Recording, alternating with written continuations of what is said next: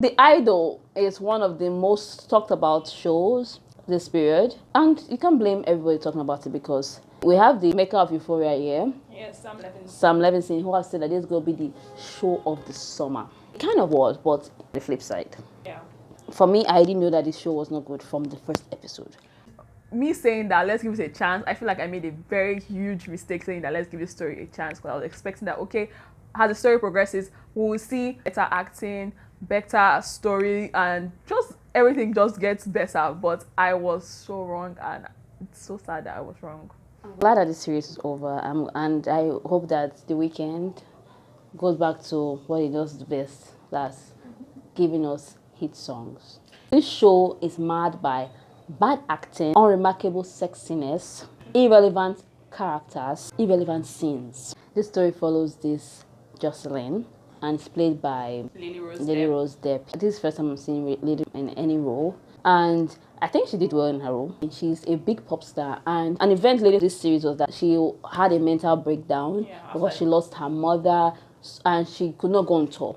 You know how the music business is, it goes so fast, so she now has to come back to claim her spot. As she's trying to come back, she gets to meet this guy, Tedros, who has this rat tail. It's played by The Weeknd. This man is running some kind of wannabe cult, and there's a lot of gruesome things that he does, like to bring out the artist in her. I cannot even say like the synopsis even reflected the story so much, because the way they said the cult leader, you'll be like, okay. And they said the story was going to highlight the darkness in Hollywood and the music business, but I don't think we got that. After the story has ended, we are still asking what was the point of this entire story. Exactly. This story does not have any heart. It was just a very pointless story. Why I even went to see this series is because of the popular Rolling Stone article that they wrote about what happened behind the scenes and about the story. And when The Weeknd did a cloud back saying, "They will offend you, Rolling Stone," I'm like, oh wow, let me see what this is about. And it's hard to even say that Rolling Stone was right. I was not influenced by Rolling Stone's article. I didn't see it. I didn't even know that there was any drama going on. I wanted to see this movie because, okay, The Weeknd is in it, okay, and it's about the dark side of the music industry. I love such things. I'm not sure if there's going to be a season 2 yet. It has a lot of cameo appearances and big people from the industry, movie industry, music industry are here. Dialogue is not good.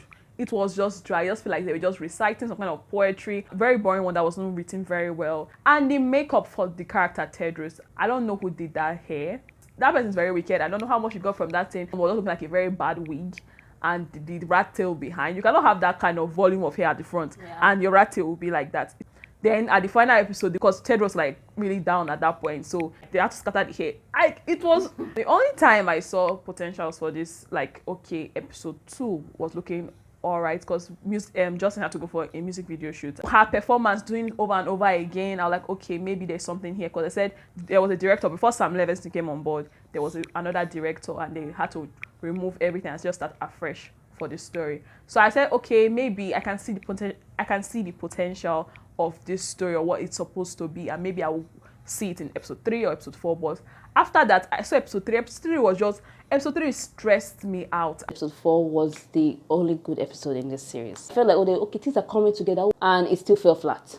I will not say this is the worst series in the world, because it made me laugh, like at how just some things were just ridiculous, and I laughed out loud a lot while watching the series. And a lot of people were like, oh, it's just people are piggybacking off the hate that the Idol already has. I don't think so. The series is just really that. And I'm hoping that if at all there's a season 2, because what happened in season 2? I don't know, but if there's season 2, I know I'm going to watch it definitely. Maybe if there's a season 2, I'm hoping that they will do the right thing and just give us something that makes sense. Let me say season 1 is just like a thriller for what's supposed to happen in season 2, if at all there's going to be a season 2, but it's not necessary. For me, the series is finished. There's no need for a comeback season. But if they do, I'll watch it, and I'll rate it a 2. I'll give it 2 as well. It's bad, but I cannot give it 1. So if you have seen The Idol, tell us what you think about this series. If you haven't, if you feel like after this review that, oh, let me go and see it for myself. Yeah, please tell us what you think. Yeah, you are free, and come back and tell us what you think. And like this video, share it, and subscribe to our channel. And we'll see you again next time. Bye.